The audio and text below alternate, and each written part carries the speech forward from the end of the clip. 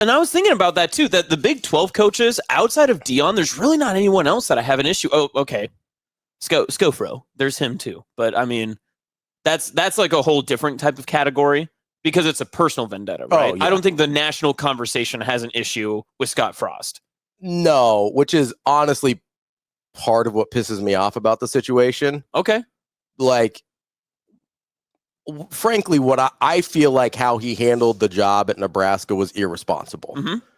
And the fact that no one cares, like, is kind of crazy. Mm-hmm. The fact that, like, no one, I mean, and maybe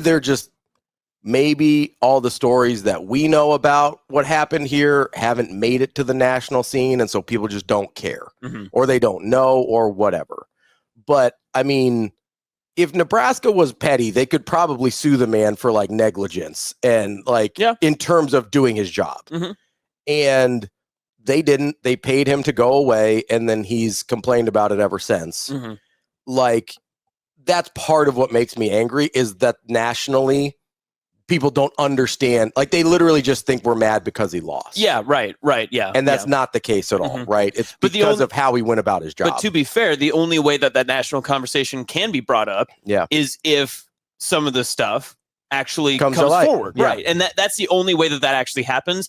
But we're past that point of it actually mattering at a national scene. Well, I think. Maybe. I don't know. Allegedly, I think Michael Sevier said this. Apparently, he knows of someone that's writing a book about the Scott Frost era at Nebraska. Well, the Bill Moose book is also coming out, something like that. I think August. Yeah. So I don't know how much of it's going to come to light there.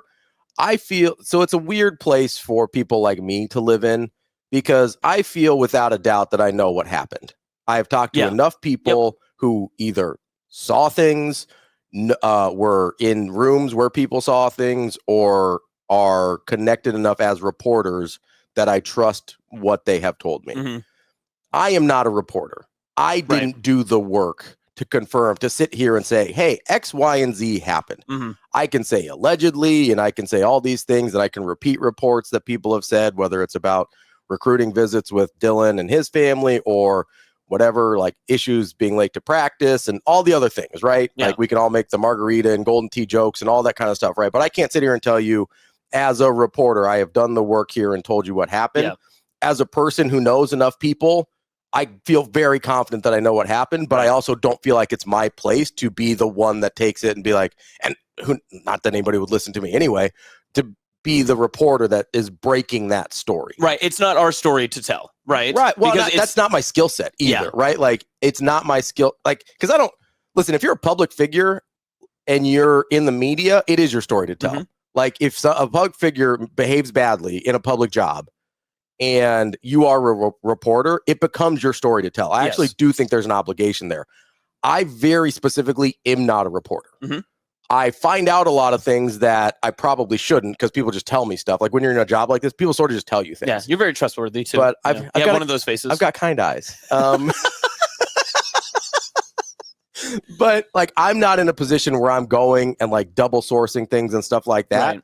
I have it on good authority from people I trust about a lot of these things that happened, but I'm not a journalist. I wouldn't even know how to go start vetting and verifying the information in a way that would make it credible.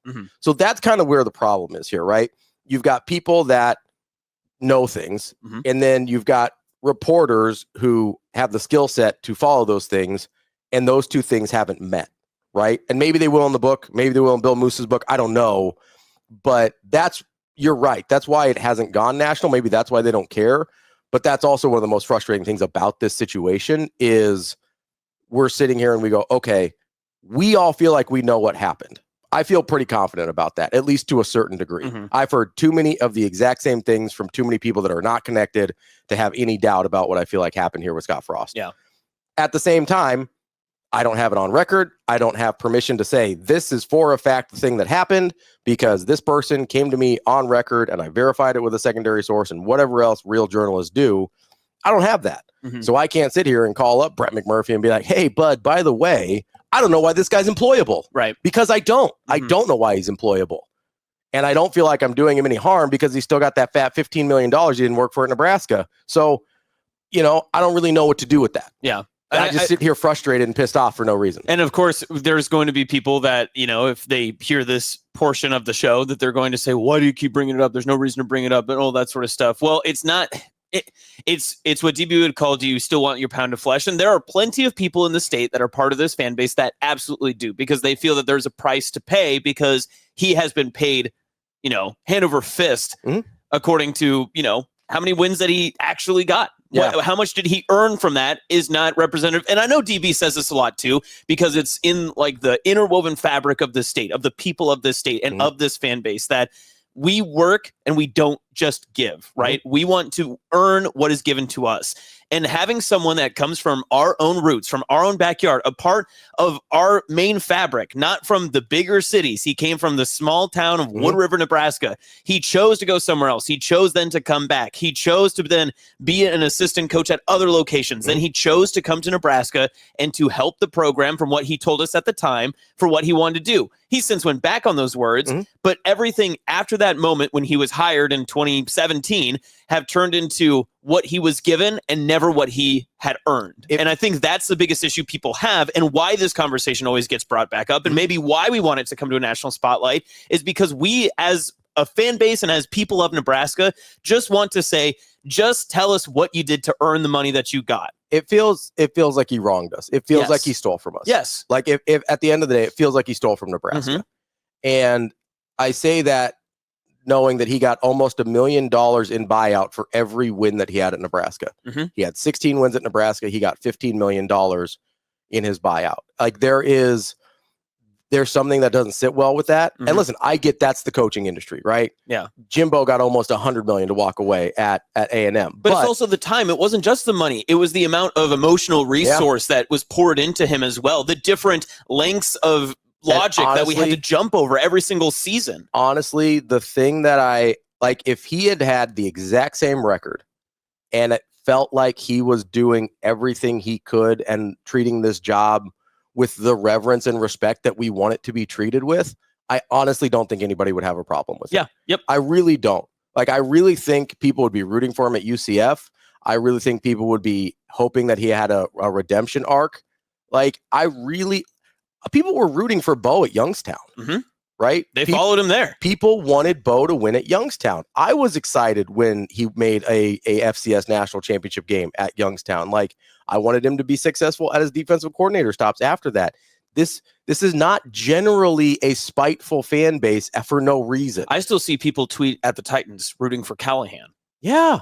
I love that Bill Callahan has still had, like, I was never as mad about Bill Callahan as other people were. I genuinely thought Bill Callahan did his best. Like, it wasn't Bill Callahan's fault. Like, if we go back, revisionist history potentially lot going on. Like, obviously Steve Peterson was a huge problem. The timing in which Bill Callahan got that job was a huge problem. But like, Bo doesn't exist without Callahan in the way we remember him. Yep. A lot of those players, especially on the front end, were Bill Callahan players, Bill Callahan relationships that came to Nebraska. Like, that was really important for Bo's start. One notable Ndamukong Suh as well. Yes, absolutely. Like, that's a Callahan recruit. The best player Nebraska's had in the 21st century is a Bill Callahan recruit. Full stop. Yep. Right? Now, we got the best out of him under Pelini. I get that. But I genuinely believe nobody's mad at Mike Riley. Nobody. I don't know anybody. Now they are not. Like, people were mad about the hire. Yes. But nobody's mad about the job Mike Riley tried to do here. We're not happy with the results, but nobody's mad at him personally. Right. Yes. Yep. Nobody's mad at him personally. Nobody's mad at Bill Callahan personally. Nobody's mad at Bo personally. That's a really good distinction. Yes. It's not an attack on, it's an attack on the era of, wow, what a disappointing tenure of Nebraska football. Or like, I wish they hadn't hired that guy, but it's not, we don't like him. And it's the added commentary too now of being like, well, I was forced to take it. Like, there were people who made me do it. I know we've already gotten 10 pounds of flesh off of this wounded body. Bill Callahan's never been, as far as I know, Bill Callahan's never been like, oh, I never should have taken the Nebraska job. Yeah. He chooses not to talk about it. He just doesn't talk about it, exactly. Which is a super easy thing to do.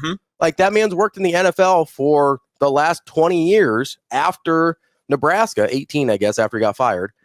And as far as I know, has barely said a word about Nebraska. Yep. That's a fine way to approach this, right? I genuinely believe every coach at Nebraska, except Scott Frost, did everything they could and treated this job with the reverence and respect we want our football program and our state, by the way, to be treated with. This is a public position at a public university. It's not just about the football program. It's not just about the university. It's about the state. And not to make it, this isn't to poke and prod at the state of Nebraska. I'm from here, in case anyone was curious. I've been at every level and every part of this state and every inch of it.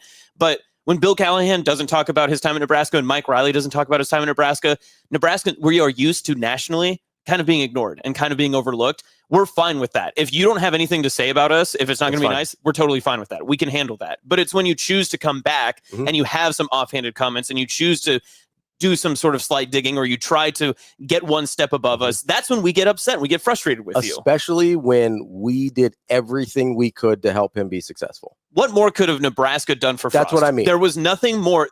There was nothing more that we could have given. He was bad, right? Yes. Just there's no other way around it. And I didn't even start hearing in any sort of numbers hot seat talk until his 4th year of being bad. Kalen DeBoer is on the hot seat today. Yes. If Kalen DeBoer doesn't make a college football playoff, he is getting fired at Alabama. He's in top 10 lists nationally for coaches on a hot seat. Full stop. If they don't make a college football playoff, he's getting fired. If Brian Kelly doesn't make a college football playoff, he is getting fired, I think. Yes, I agree. Lincoln Riley, if he doesn't have a good season, is on the hot seat. We're talking over 7 wins for USC. He's probably fired. At least, yes. And this is 2 years ago. They won 11 games and had a Heisman Trophy. 2 years ago, had 11 games, won a Heisman Trophy, right? His track record is way better than anything that Frost brought to the table. And he's on a hot seat. Nebraska wasn't even whispering hot seat stuff until it'd been 4 full years. At the end of the 4th year, people were like, maybe we need to move on. So it still wasn't a consensus. Is that a Frost problem or is that a Nebraska fan base problem? I'm saying we gave him every opportunity. Okay. That's all I'm saying. Okay. We gave him every opportunity. I thought he should have been fired after the 4th year. I really did. Because I was like, hey, what are we doing? 21, right? Yeah. And so 3-9. Yeah. That was hey, we're losing a bunch of guys. I don't know how this is going to get better. I think it's time to move on. That's when they made all the coordinator changes and stuff like that. And that was also the conversation was, and we had spun ourselves into a complete confusion into saying, well, look how close the program is to turning the corner, rather than if another program or another school in any other conference goes 3-9, had all of the bad luck that they had. Not a lot of other schools in the country, out of the 140 FBS schools that we have, would go, oh, yeah, this guy's really close to turning the corner at 3-9 and all these close losses. They would point and say, what are you not doing in close losses that we can't get over the hump in these and turn these into wins? That's the difference, I think, in Nebraska, that I guess we just gave Scott Frost that extra little bit of leash and we just kept pulling and never roped him back in. We just kept giving and giving and giving, and then he just took the mile. Of the teams in the top 10 that are not top 10 wins all time that are not Ivy League teams, because they've got the weird front end stuff because they played football for 30 years before the fake national else. Championships. Yeah, like the Yale, Harvard, Penn. I'm taking them out of it. Of the people that are still major college, like FBS college football teams, tell me which one of these schools doesn't fire a coach after 3 consecutive losing seasons and then a 3-9. Okay, so 4 consecutive losing seasons, capping off with a 3-9. Tell me which school does not fire their coach. Okay. Because this is the neighborhood Nebraska's in. Nebraska's 9 all time. They're 8th in FBS only. Yep. Okay. Michigan fires their coach. Ohio State fires their coach. Ohio State would have fired Ryan Day last year if they didn't win a national title. They fired Luke Fickell after 1 year. He was somewhat interim, but yes. Like Ohio State was ready to fire Ryan Day if they don't go on a run in the national championship. They would have fired him mid-second season. Alabama already fired. Had that. Fired. Notre Dame. They had those weird what is it, Charlie Weiss or whatever years? I still don't think he survived 3-9. No. You're right. So you're right. I'm giving too much credence because they were still winning seasons, right? He started with a 10-win season. Correct. With Brady Quinn. Yes, correct. Fired. Yes, fired. Right? Right. Let's see who's next. We've got Texas. 100% fired. Yeah, fired. Oklahoma. Fired. Penn State. Fired. Nebraska is next on that list. Georgia. Oh, fired in year 1.5. USC. Fired, yeah. They fired Lane Kiffin for less. Tennessee. Fired, yeah. Yeah, we've seen them fire guys for less recently. LSU. Fired. Clemson. Oh, Clemson's interesting. They're kind of one of their own. I think they're close to how Nebraska may treat stuff, but I think it would be after 3 years in a 3-9 season fired, yes. Then we've got Auburn. Oh, fired. Yeah, they're so volatile. Yeah, we just went through the top 20. The first one that I think maybe, and I still think he gets fired, West Virginia. Yeah, that's a Texas A&M absolutely gets fired. Mm-hmm. We have to get down to 25. Well, if it's an oil year, then yes, then they would find a way. If it's a good year for oil, absolutely firing him. We have to get down to 25. That's when we're getting to the Virginia Tech, Pitt, Georgia Tech, Syracuse's of the world. I think the one that I could say like almost exactly in the same scenario, it's like a Pitt. It's like Dan Marino comes back. It's Pitt. Pitt would be the only one that they'd be like, we'd give our homegrown guy the same credence. Maybe. That's the only way that I could think of that. What I'm saying is the leeway that he was given is so unprecedented for a program of Nebraska stature that the fact that's I think what bothers that's what bothers me. I think that's what bothers other people is that it feels like he did not give nearly as much to Nebraska as Nebraska gave to him. Mm-hmm. There is an imbalance in that equation, and Nebraskans don't like that. Nebraskans like things to be fair. Mm-hmm. Nebraskans like things to be equitable, right? Yep. We want like, hey, I'll give you my all, you give your all back, we're cool, right? Yep. Or hey, you don't try at all, I'll walk away, we're cool. But when there's an inequality in that effort level, and I'm specifically talking about inequality in effort, we want your best, whatever that looks like. We want your best. And if you're not willing to give that to us and you still expect our best in return, we're going to have problems. And that's really, I think, the problem here. And then to go out and be, honestly, I feel like Scott Frost should be grateful to Nebraska. Yeah. I really do. I think he should be grateful for the fact that he was given that much leeway, that he was set up financially to take his time and do whatever he wanted to try and figure out what was next. Mm-hmm. That's not a courtesy normal people have, certainly. And I think that's a hard part that Nebraskans are in dealing with this whole situation. And a lot of coaches don't even have that leeway if they're not at a program that is that financially well off that they can just write you the check for you to go away. Like that's not something that happens everywhere. There's guys that have to work.